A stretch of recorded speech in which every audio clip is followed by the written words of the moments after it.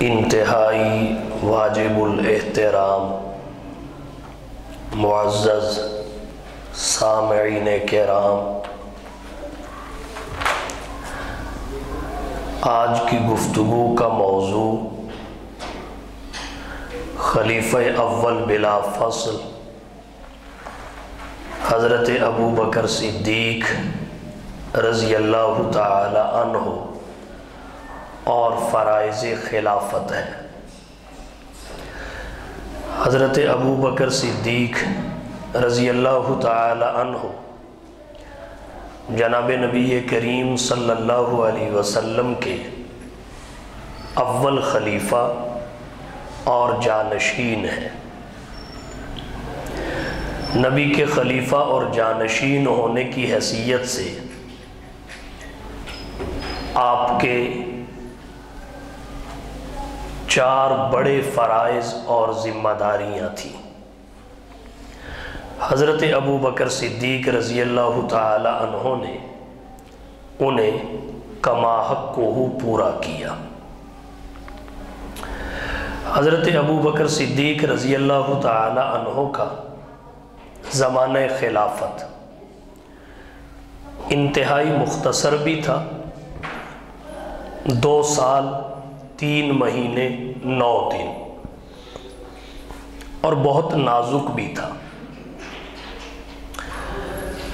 کئی چیلنج اور متعدد فتنے آپ کے زمانہ خلافت میں نمودار ہوئے، مگر اس کے باوجود حضرت ابو بکر صدیق رضی اللہ تعالی عنہ نے انتہائی مختصر اور انتہائی نازک دور میں ایسے کارنامے سر انجام دیے، اس وقت کوئی بھی ہوتا شاید وہ کچھ نہ کر سکتا جو آپ نے کیا۔ آپ کے بعد طویل اور پرامن زمانے میں بھی کوئی وہ کچھ نہ کر سکا جو آپ نے مختصر اور نازک زمانے خلافت میں کیا۔ آپ کی یہی وہ صلاحیت ہے جسے اللہ کے رسول صلی اللہ علیہ وسلم نے اپنی حیات طیبہ میں جان لیا، اور اپنی حیات طیبہ میں ہی امت کی باغ دوڑ حضرت ابو بکر صدیق رضی اللہ تعالی عنہ کے حوالے فرما دی۔ سن 9 ہجری میں آپ کو امیر حج بنایا، مرض الوفات میں نماز کا امام مقرر کیا، اور اپنی رحلت کے بعد قرضوں کی ادائیگی اور دیگر معاملات میں لوگوں کو حضرت ابو بکر صدیق رضی اللہ تعالی عنہ کی ذات گرامی کی جانب رجوع کرنے کا فرمایا۔ کتب احادیث میں اس پر بہت ساری روایات بطور شہادت موجود ہیں۔ مثلا مستدرک حاکم میں حضرت انس رضی اللہ تعالی عنہ سے روایت ہے، حضرت انس کو قبیلہ بنو مستلق کے لوگوں نے جناب نبی کریم صلی اللہ علیہ وسلم کی خدمت میں بھیجا کہ آپ سے معلوم کیا جائے آپ کے بعد ہم زکوٰۃ کس کو دیا کریں۔ حضور صلی اللہ علیہ وسلم نے فرمایا ابو بکر کو، ان کے بعد عمر کو، ان کے بعد عثمان کو۔ اسی طرح امام طبرانی نے اپنے معجم میں روایت ذکر کی، جناب نبی کریم صلی اللہ علیہ وسلم نے ایک اعرابی سے، دیہاتی سے کچھ اونٹ خریدے، رقم دینے کا کچھ عرصہ کے بعد وعدہ فرما لیا، جسے ہم ادھار کہتے ہیں۔ اس اعرابی نے سوال کیا، میں رقم لینے آؤں، آپ کو دنیا میں نہ پاؤں تو پھر کون دے گا؟ آپ صلی اللہ علیہ وسلم نے فرمایا ابو بکر، ان کے بعد عمر، ان کے بعد عثمان۔ صاحب ریاض النظرہ نے ریاض النظرہ میں روایت ذکر کی، جناب نبی کریم صلی اللہ علیہ وسلم نے ایک یہودی سے کچھ قرضہ لیا۔ اس یہودی نے پوچھا اگر ادائیگی کے وقت آپ دنیا میں نہ ہوئے تو پھر کون ادا کرے گا؟ آپ نے فرمایا ابو بکر، ابو بکر کے بعد عمر۔ تو آپ نے امت کی باغ دوڑ اپنی حیات طیبہ میں حضرت ابو بکر کو سونپ دی۔ 9 ہجری میں امیر حج بھی انہیں بنایا، حج کا خطبہ حضرت ابو بکر نے پڑھا، اور مرض الوفات میں نماز کی امامت بھی انہی کے سپرد کی۔ اور پھر حضور صلی اللہ علیہ وسلم نے اپنی وفات کے بعد قرضوں کی ادائیگی کے لیے اور جو آپ نے کسی سے وعدے فرما لیے ان کو پورا کرنے کے لیے جس ہستی کا پتہ بتایا وہ حضرت ابو بکر ہیں۔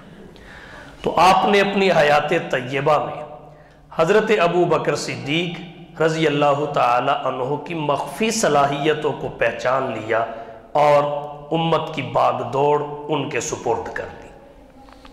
پروفیسر ہٹی جیسے مورخین انگریز اور عیسائی متعصب مورخین لکھتے ہیں حضرت ابو بکر ہی تھے جنہوں نے حضور کے بعد امت کو سنبھالا، اور کوئی بھی اس جگہ ہوتا تو شاید وہ سنبھال نہ پاتا۔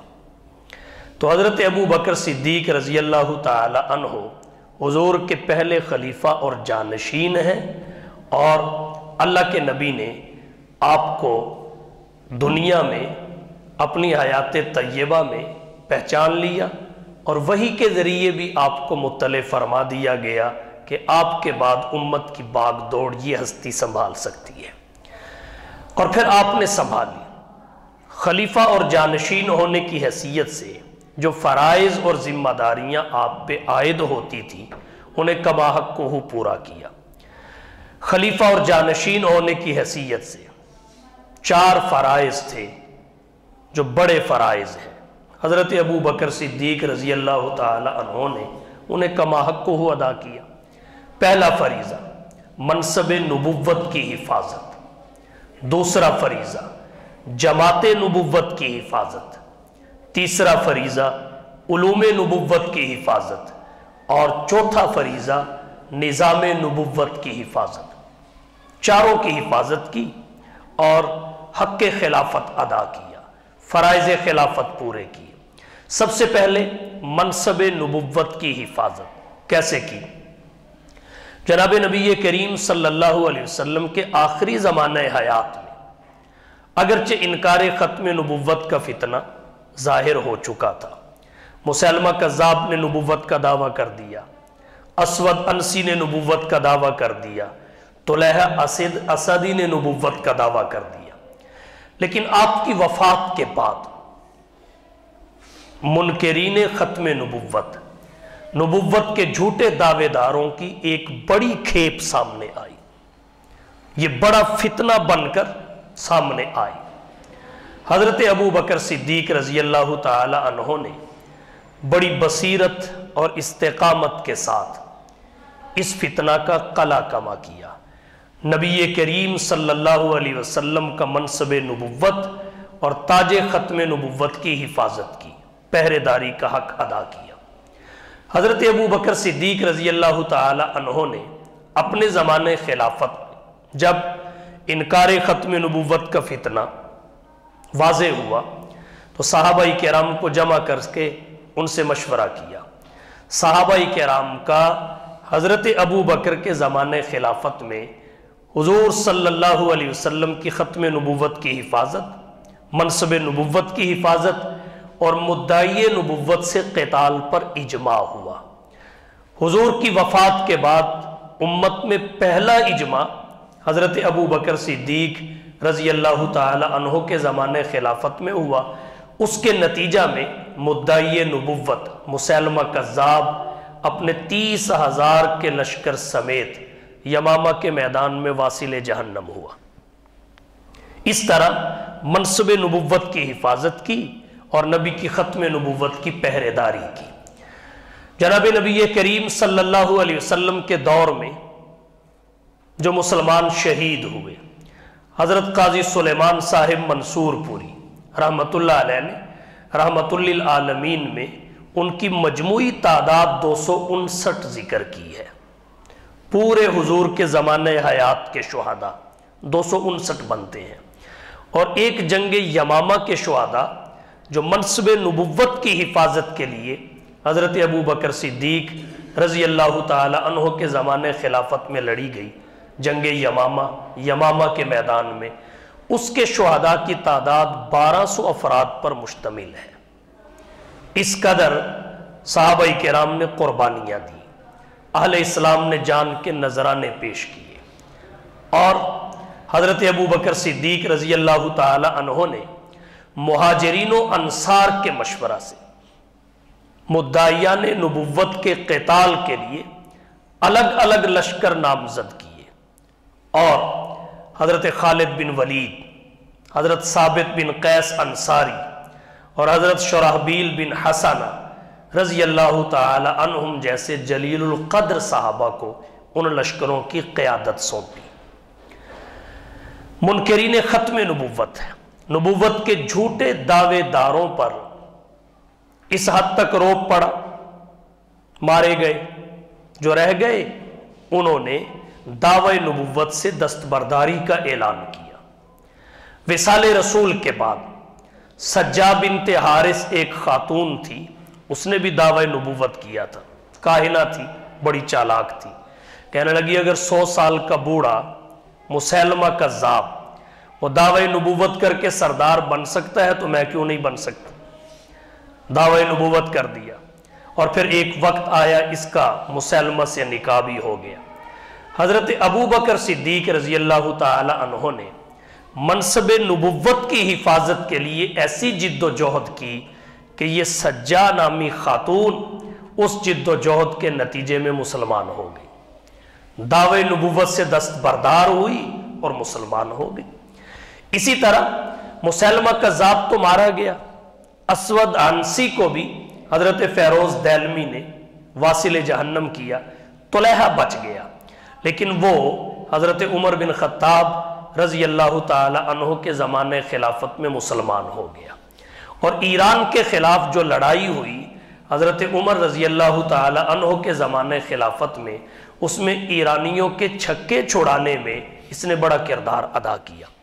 یہ طلحہ جو مسلمان ہوا دعوی نبوت سے دستبردار ہو کے، گوئی حضرت عمر کے زمانے خلافت میں ہوا، مگر یہ اس جد و جہد اور محنت کا نتیجہ تھا جو حضرت ابو بکر صدیق رضی اللہ تعالی عنہ نے اپنے زمانے خلافت میں کی، اور حضرت ابو بکر صدیق رضی اللہ تعالی عنہ نے منصب نبوت کی حفاظت کی، ختم نبوت حفاظت کے ساتھ امت تک منتقل کی، عقیدہ ختم نبوت محفوظ طریقے سے امت تک منتقل کیا، اور قیامت تک کے لیے لوگوں کو دعوی نبوت سے خوف و خطر میں مبتلا کر دیا کہ ہر کسی کو یہ ہمت نہیں ہو سکتی کہ وہ دعوی نبوت کر کے لوگوں کے عقائد و ایمان کو بگاڑ سکے۔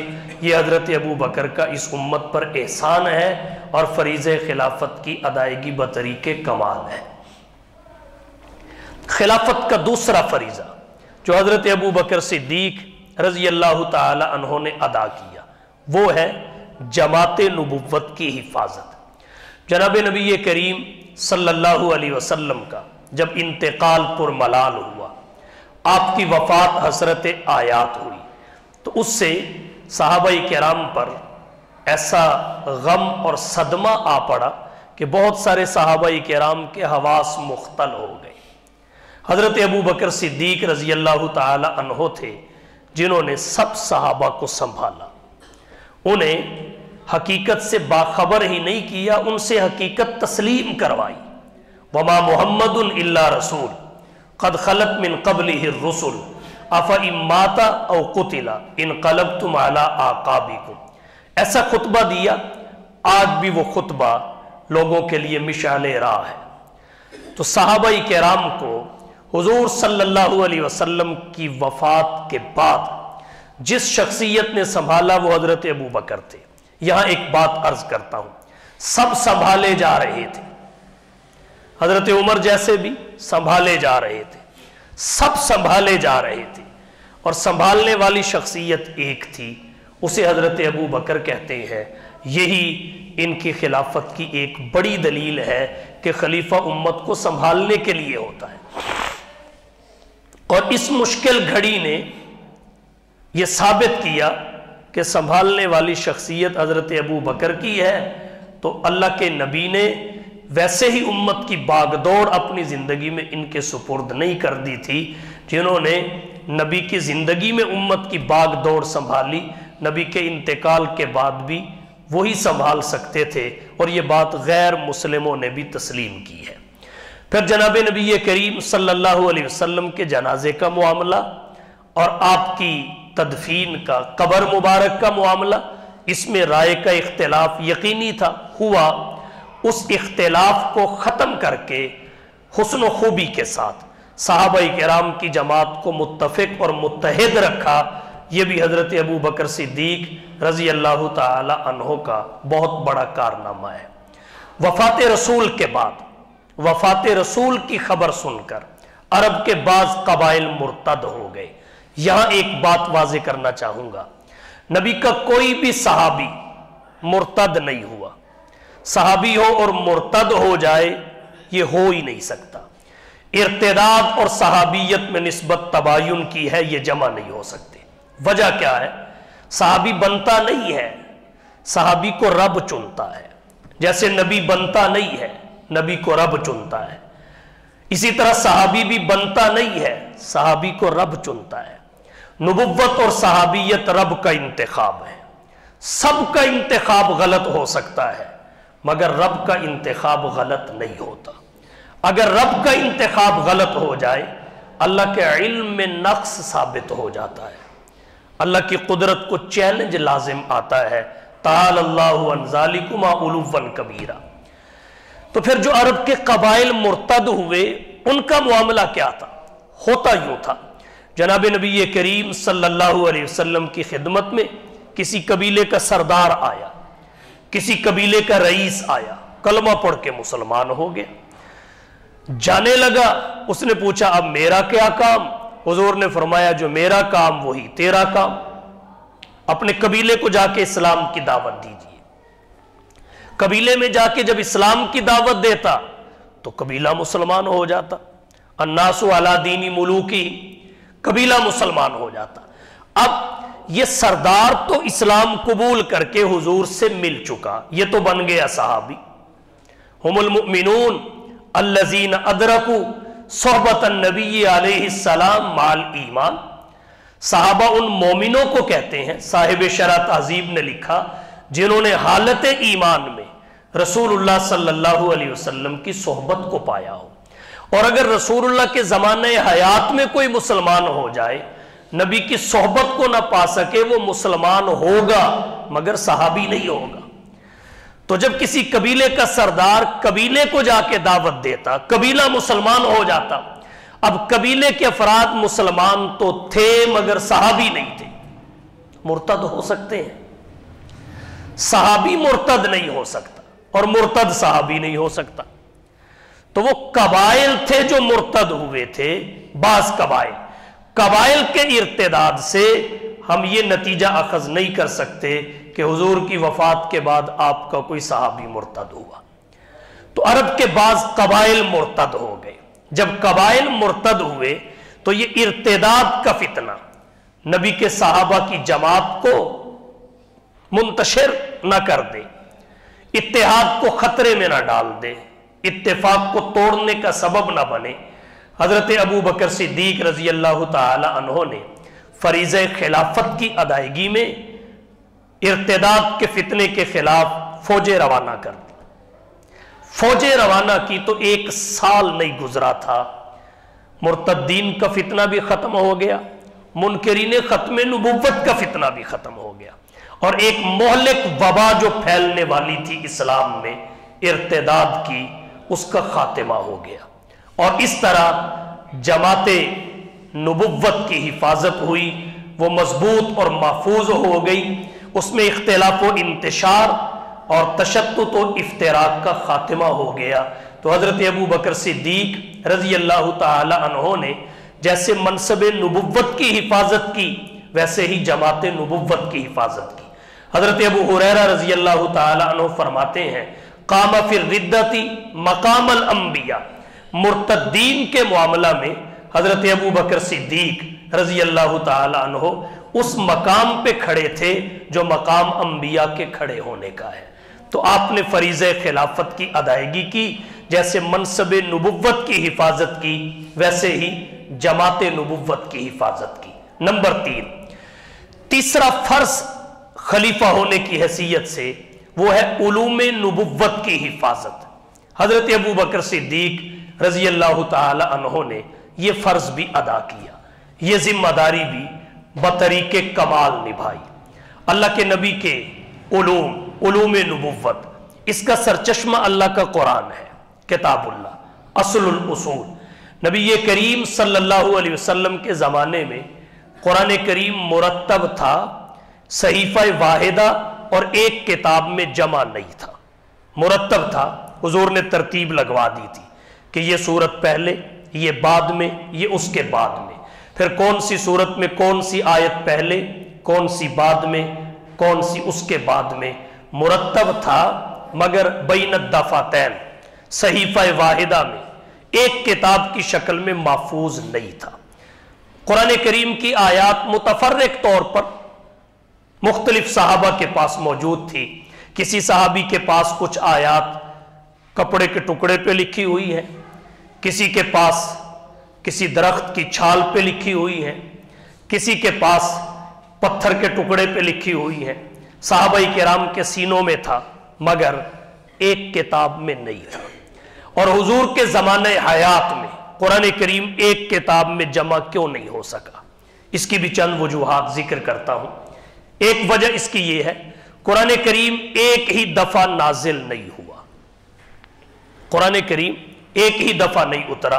जिस तरह हजरत मूसा पे तौरात उतरी, हजरत ईसा पे इंजील उतरी, हजरत दाऊद पे जबूर उतरी, इस तरह कुरान करीम दफातन वाहिदतन हुजूर की ज़ाते गिरामी पे नाजिल नहीं हुआ, बल्कि बिहस्बिल मसाले वल हवाइज, हस्बे मसले तो जरूरत थोड़ा थोड़ा नाजिल हुआ, जिसे मुनज्जमन मुनज्जमन मुफर्रकन मुफर्रकन कहा जाता है।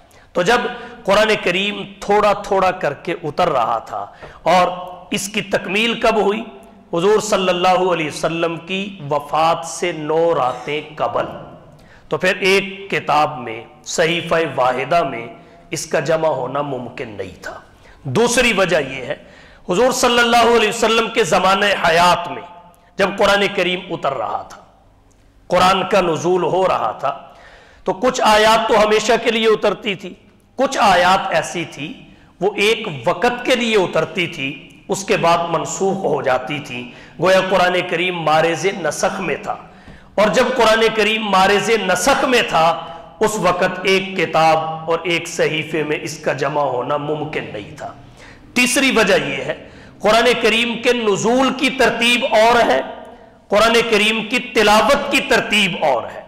आज जो आयात और सूरतों की तरतीब है उतरी इस तरतीब से नहीं है।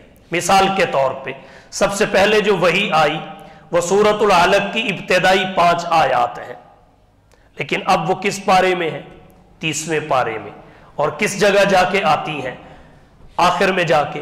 तो मालूम ये हुआ कुरान करीम की आयात और सूरतों की वो तरतीब नहीं है जो कुरान करीम की आयात और सूरतों के उतरने की तरतीब है। तरतीब नुज़ूल और है, तरतीब तिलावत और है। तो अल्लाह के नबी सल्लल्लाहु अलैहि वसल्लम के दौर में इस वजह से भी सहीफ़ा वाहिदा में कुरान करीम का जमा होना मुमकिन नहीं था कि आयात और सूरतों की तरतीब नुज़ूल के एतबार से वो नहीं थी जो तिलावत के एतबार से है। एक वजह और जिक्र कर देता हूं, वो ये, हुजूर सल्लल्लाहु अलैहि वसल्लम की वफात से पहले कुरान करीम का मुकम्मल नुज़ूल हो गया, लेकिन जैसे ही नुज़ूल की तकमील हुई 9 रातों बाद हुजूर का इंतकाल हो गया। इस मुद्दत कलीला में कुरान करीम का सहीफ़ा वाहिदा में बैन दफ़ातैन और एक किताब में जमा होना भी मुमकिन नहीं था। और एक वजह और जिक्र करता हूं, वो ये, जमे कुरान की जो वजूहात حضرت ابو بکر صدیق رضی اللہ تعالی عنہ کے زمانے خلافت میں سامنے آئیں، حضور صلی اللہ علیہ وسلم کے زمانے خلافت میں پیدا نہیں ہوئی تھی، اس وجہ سے بھی صحیفہ واحدہ میں قرآن جمع نہیں ہو سکا۔ حضرت ابو بکر صدیق کے زمانے خلافت میں ہوا، اور سب سے بڑی وجہ کیا بنی؟ جب جنگ یمامہ ہوئی جس میں مسیلمہ کذاب اپنے 30,000 کے لشکر سمیت واصل جہنم ہوا، 1200 مسلمان شہید ہوئے، ان میں 750 کم و بیش، بعض نے زائد بھی لکھے ہیں، قرآن کریم کے حافظ تھے۔ 750 حفاظ کرام جنگ یمامہ میں شہید ہو گئے۔ حضرت عمر رضی اللہ تعالی عنہ کے ذہن میں، دل میں یہ بات آئی کہ ایک جنگ میں قرآن کریم کے 750 حفاظ اور قراء شہید ہو گئے، خدا نہ خواستہ کہیں دوبارہ ایسا معاملہ پیش آیا تو قرآن کریم کے حفاظ نہ رہے تو قرآن کریم کی حفاظت خطرے میں نہ پڑ جائے۔ تو حضرت عمر نے حضرت ابو بکر خلیفۃ الرسول کو یہ تجویز پیش کی کہ کیوں نہ قرآن کریم کو کتابی شکل میں محفوظ کر دیا جائے، مرتب تو ہے، ایک کتاب میں اس کو جمع کر لیا جائے۔ حضرت ابو بکر صدیق رضی اللہ تعالی عنہ متردد تھے، انکار کیا کہ جو کام اللہ کے نبی نے نہیں کیا میں کیسے کر سکتا ہوں۔ بالآخر حضرت عمر رضی اللہ تعالی عنہ بات کرتے رہے، دلائل دیتے رہے، یہاں تک کہ حضرت ابو بکر کا شرح صدر ہو گیا۔ جب حضرت ابو بکر کا شرح صدر ہوا پھر انہوں نے حضرت زید بن ثابت کو بلایا تاکہ جمع قرآن کی ذمہ داری ان کو سونپی جائے۔ جب یہ کام ان کے سامنے رکھا تو انہیں بھی اسی طرح تردد ہوا جس طرح حضرت ابو بکر کو ہوا تھا، تو حضرت ابو بکر نے ان کو وہی بات کہی جو حضرت عمر نے حضرت ابو بکر کو کہی تھی، یہاں تک کہ ان کا بھی شرح صدر ہو گیا۔ جب ان کا شرح صدر ہوا تو انہوں نے اثر نو، چھان پھٹک کے ساتھ قرآن کریم کی آیات کو، سورتوں کو جن کی ترتیب اللہ کے نبی بتا گئے تھے، ایک کتاب میں جمع کرنا شروع کر دیا۔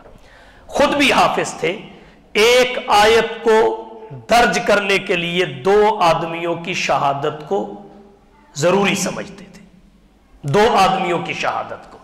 انہوں نے قرآن کریم کو پھر 7 قراتوں پر ایک کتاب میں، ایک صحیفے میں جمع کیا۔ یہاں ایک بات اور اٹھانا چاہوں گا، وہ یہ کہ تمام صحابہ کرام میں سے حضرت ابو بکر صدیق رضی اللہ تعالی عنہ نے حضرت زید بن ثابت کا ہی انتخاب کیوں کیا جمع قرآن کے لیے؟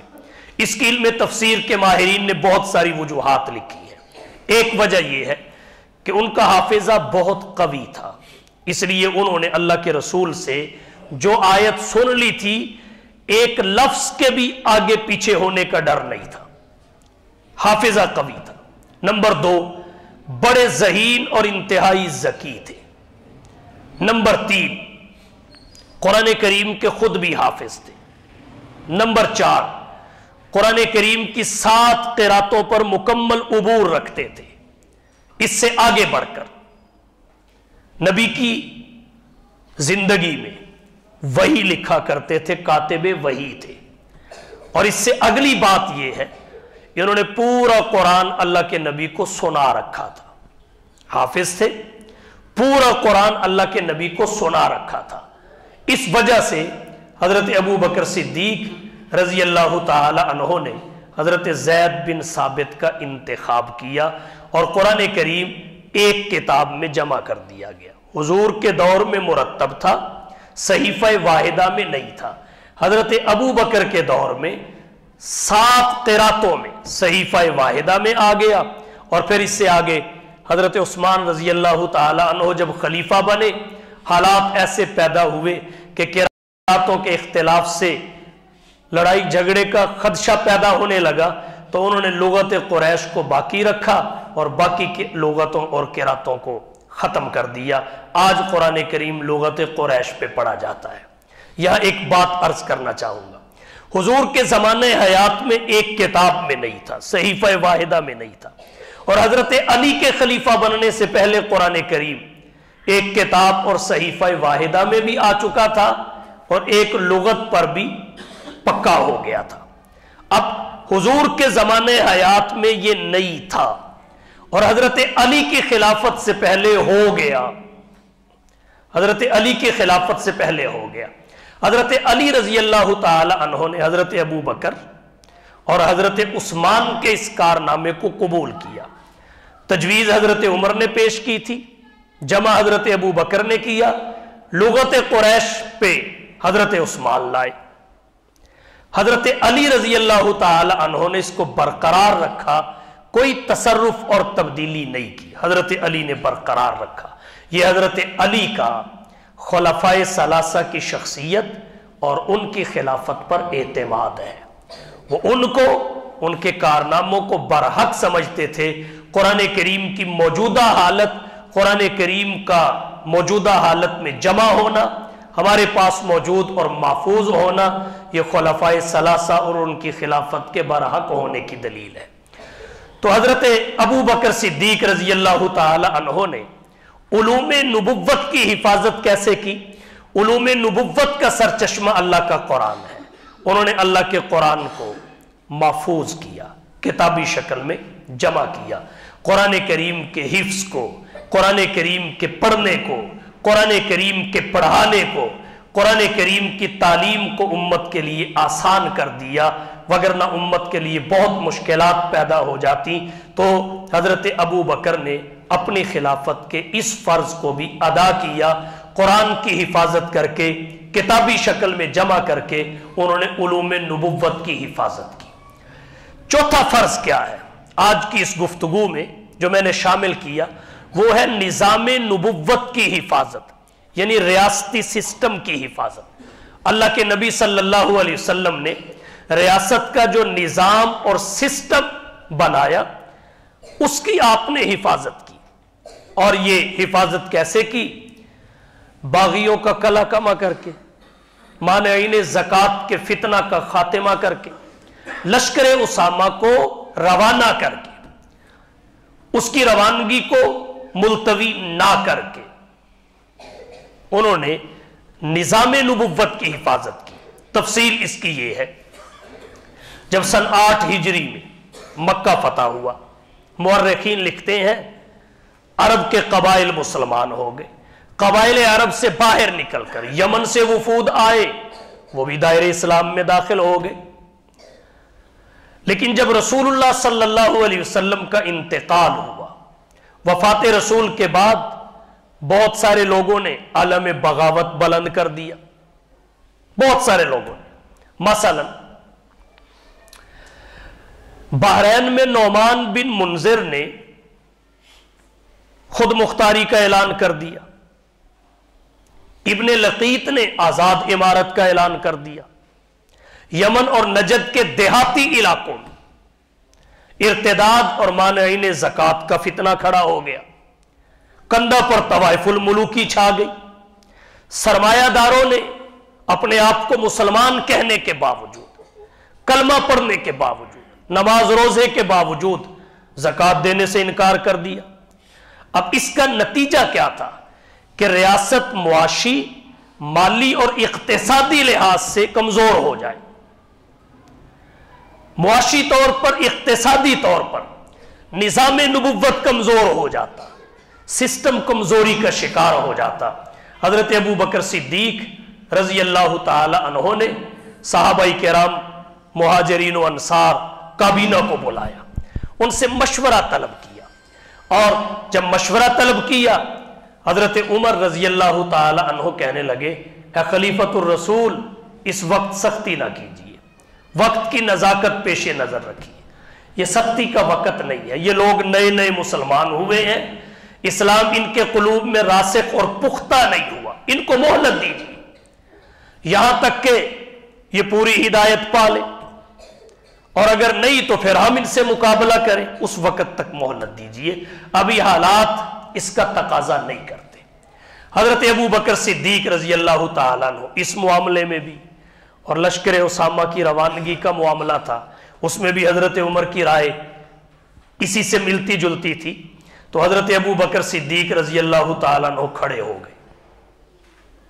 گئے اور ایسے فیصلہ کن انداز میں فرمایا، سن لو، اگر زکات میں کوئی شخص ایک رسی بھی نہیں دے گا تو ابو بکر اس سے اس وقت تک جہاد کرتا رہے گا جب تک وہ راہ راست پہ نہیں آ جاتا یا ابو بکر دنیا سے رخصت نہیں ہو جاتا.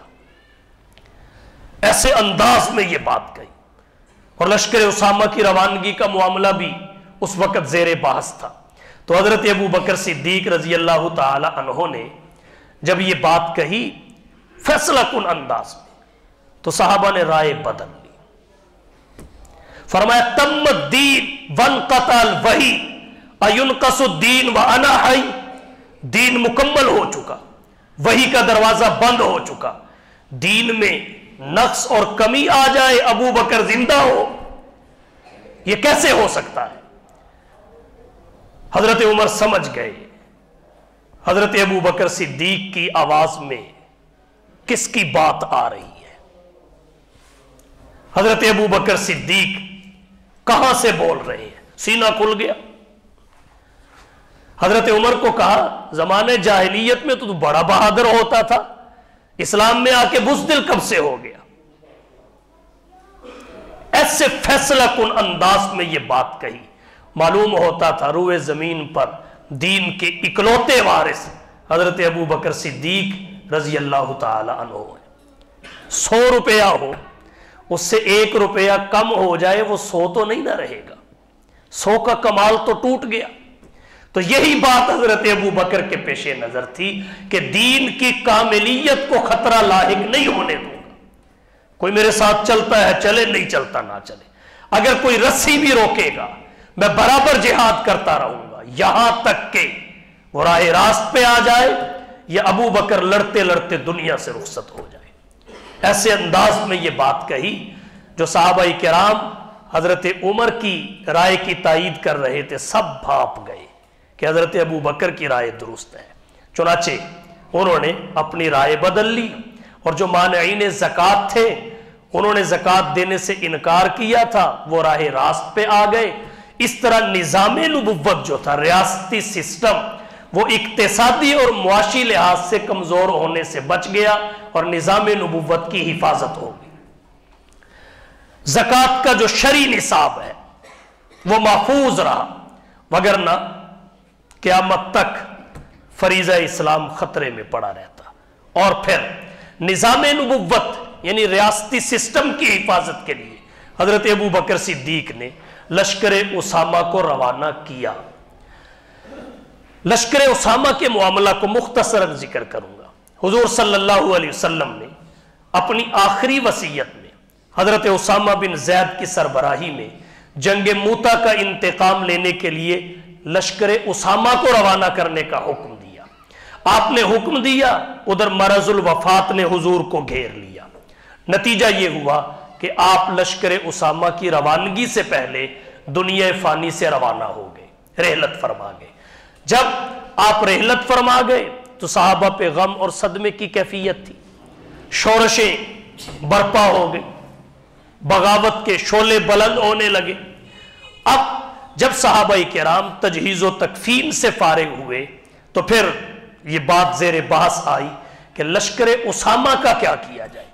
حضرت عمر اور دیگر صحابہ کی رائے یہ تھی اس وقت حالات نہیں ہیں کہ باہر کی مہم پہ اہل شام اور رومیوں سے لڑائی کے لیے لشکر اسامہ کو روانہ کیا جائے. اس وقت منکرین ختم نبوت کا فتنہ ہے, مانعین زکوٰۃ کا فتنہ اقتصادی طور پہ ریاست کو کمزور کر رہا ہے. صحابہ کرام غم اور صدمے کی فطری کیفیت میں مبتلا ہے, اندرونی حالات درست نہیں ہیں. تو بیرونی مہم پہ لشکر اس وقت نہیں بھیجنا چاہیے, انتظار کیا جائے, حالات درست ہوں گے تو پھر بھیجا جائے. حضرت عمر کی اس رائے کی تائید دیگر صحابہ نے بھی کی. حضرت علی جیسے جنگجو کی رائے بھی یہی تھی کہ لشکر اسامہ کو فی الحال روانہ نہ کیا جائے. حضرت ابو بکر صدیق رضی اللہ تعالیٰ عنہ کھڑے ہو گئے کہ جس لشکر کو حضور روانگی کا حکم دے چکے, ابو بکر اور ہم کون ہوتے ہیں اس کی روانگی کو مؤخر کرنے والے.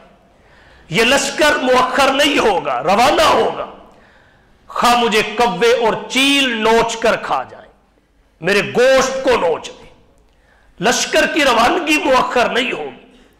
ایسے انداز میں یہ بات کہی کہ حضرت عمر رضی اللہ تعالیٰ عنہ کا سینہ کھل گیا، صحابہ کرام کو سمجھ آ گئی۔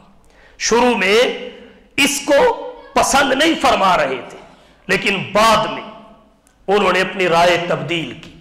لشکر اسامہ روانہ ہوا، 40 دن نہیں گزرے تھے وہ فتح کے جھنڈے گاڑتے ہوئے واپس آ گیا۔ تو جب لشکر اسامہ فاتح بن کے واپس آیا تو جو دشمنان اسلام تھے ان کے دلوں پہ اسلام کی ہیبت اور رعب چھا گیا۔ صحابہ کا کہنا یہی تھا اندرونی فتنے ہیں، اگر باہر بھیج دیا لشکر اسامہ کو تو دشمنان اسلام اور مرتدین مدینہ پہ حملہ نہ کریں، دارالخلافہ پہ قبضہ نہ ہو جائے۔ لیکن حضرت ابو بکر صدیق نے نبی کریم صلی اللہ علیہ وسلم کے روانہ کیے ہوئے لشکر کو روکا نہیں، بھیج دیا یہاں جو بھی حالات ہو۔ چنانچہ نتیجہ یہ نکلا وہ فاتح بن کے آیا تو پھر بغیر لڑائی کے جو اندرونی سازشیں تھیں وہ ساری کی ساری دم توڑ گئی۔ ایسا رعب طاری ہوا اسلام کی فتح کا، مسلمانوں کی فتح کا، ان کے قلوب و اذہان پر کہ سارے فتنے دب گئے، سارے فتنے دب گئے، اسلام کی شان و شوکت میں اضافہ ہوا۔ اور اس طرح فریضہ جہاد جو معرض خطر میں تھا وہ نکل گیا، وگرنہ آج کس ملک کے اندرونی حالات ٹھیک ہیں؟ اگر یہ بہانہ مل جاتا تو الجہاد ماضٍ الی یوم القیامہ والی روایت کی عملی صورت کیسے باقی رہتی؟ جہاد سے جان چھڑانے کا بہانہ مل جاتا تو حضرت ابو بکر صدیق نے نہ صرف نظام نبوت یعنی ریاستی سسٹم کو محفوظ کیا بلکہ فریضہ جہاد کو بھی محفوظ رکھا، بچا لیا، اور اس میں بھی حیل و حجت کر کے بہانے بنا کر پیچھے ہٹنے والوں کو پیچھے ہٹنے سے روک دیا اور ان کے راستے بند کر دیے۔ تو حضرت ابو بکر صدیق نے نظام نبوت یعنی ریاستی سسٹم کی بھی حفاظت کی۔ تو نبی کا جانشین اور خلیفہ ہونے کی حیثیت سے حضرت ابو بکر صدیق نے یہ ایسا کارنامہ انجام دیا۔ حضرت عبداللہ بن مسعود کہتے ہیں کرہناہ فی الابتداء وحمدناہ علی الانتہاء، شروع میں تو ہم اس کو ناپسند کر رہے تھے لیکن بعد میں ہم تعریف کرنے پہ مجبور ہو گئے۔ اور یہ معرکہ وہ معرکہ تھا جس کی اللہ نے قرآن کریم میں پیشین گوئی فرمائی۔ مرتدین سے قتال کی آیت میں اللہ نے فرمایا بِقَوْمٍ يُحِبُّهُمْ وَيُحِبُّونَ، یہ بات صحابہ پہ بعد میں کھلی کہ وہ لوگ وہ اللہ ان سے محبت کرتے ہیں، وہ اللہ سے محبت کرتے ہیں۔ یہ تو وہ لشکر ہے۔ اور پھر حضرت ابو بکر صدیق رضی اللہ تعالی عنہ کو جو لوگوں کی باتیں سننی پڑی، وقتی طور پر جو مخالفت کا سامنا کرنا پڑا، اس لشکر کا تو طرح امتیاز ہی یہ بتایا گیا لا یخافون لومۃ لائم، وہ ملامت کرنے والوں کی ملامت کا کوئی خوف اور پرواہ نہیں کرتے۔ تو پھر صحابہ کو سمجھ آئی کہ یہ تو وہ معرکہ تھا جس کی قرآن میں پیش گوئی ہے، اس لیے وہ کہتے ہیں شروع میں ہم ناپسند کرتے تھے، بعد میں ہم تعریف کرنے پہ مجبور ہوئے۔ کرہناہ فی الابتداء وحمدناہ علی الانتہاء۔ تو اس طرح حضرت ابو بکر صدیق نے نظام نبوت یعنی آپ کے قائم کردہ ریاستی سسٹم کی حفاظت کی۔ تو خلیفہ اور جانشین ہونے کی حیثیت سے 4 بڑے فرائض تھے۔ نمبر 1 منصب نبوت کی حفاظت، جو منکرین ختم نبوت کے جھوٹے دعوے داروں سے قتال کے ذریعے حضرت ابو بکر نے کی۔ نمبر 2 جماعت نبوت کی حفاظت، جو حضور کی وفات کے بعد کے حالات کو سنبھال کر اور مرتدین کا کلا کما کر کے حضرت ابو بکر صدیق نے کی۔ نمبر 3 علوم نبوت کی حفاظت، جن علوم نبوت کا سرچشمہ قرآن ہے، اس قرآن کو کتابی شکل میں جمع کر کے حضرت ابو بکر صدیق نے علوم نبوت کی حفاظت کی۔ نمبر 4 نظام نبوت کی حفاظت، باغیوں کا کلا کما کر کے ریاست کو کمزور ہونے سے بچایا، مانعین زکوٰۃ کا مقابلہ کر کے ان کا کلا کما کر کے معاشی اور اقتصادی طور پر نبی کے نظام، نبی کے ریاست اور ریاستی سسٹم کو کمزور ہونے سے بچایا۔ لشکر اسامہ کی روانگی کے ذریعے دشمنوں کے دلوں میں یہ رعب ڈال دیا کہ اس کی طرف میلی نگاہ نہیں اٹھانی، وگرنہ ان کے جذبات اور استقامت کا عالم یہ ہے، ان کے نبی دنیا سے رخصت ہو جائیں، یہ صدمات میں ڈوبے ہوئے بھی ہوں تو تب بھی اپنی مہم میں تاخیر نہیں کرتے۔ اس طرح نظام نبوت اور ریاستی سسٹم کی بھی حفاظت کی، خلیفہ ہونے کی حیثیت سے اور جانشین ہونے کی حیثیت سے جو فرائض بنتے تھے حضرت ابو بکر صدیق رضی اللہ تعالی عنہ نے کما حق ادا کیے۔ اللہ تعالیٰ ان کی قبر پر کروڑوں رحمتیں نازل فرمائے اور امت مسلمہ کے دلوں کو ان کی عقیدت اور محبت سے بھر دے۔ وآخر دعوانا ان الحمدللہ رب العالمین۔